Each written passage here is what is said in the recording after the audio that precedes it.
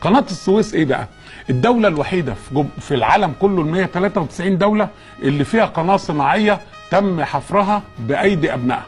قناه السويس نمره واحد. اتنين، قناه السويس معموله من ايام الفراعنه من 1864 قبل الميلاد، عملوا قناه واتردمت تاني، واخرها كانت القناه ايام عمرو بن العاص واتردمت تاني لحد ما جت حمله نابليون. حمله نابليون جت هنا 1798، قعدت 3 سنوات، مشيت 1801.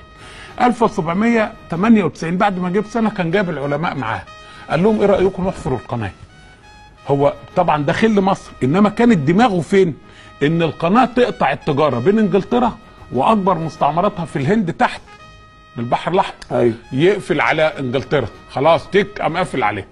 الخبراء بتوعه جم وتمام وزي الفل، قالوا بس يا عين البحر الاحمر اعلى من الابيض ب 10 متر.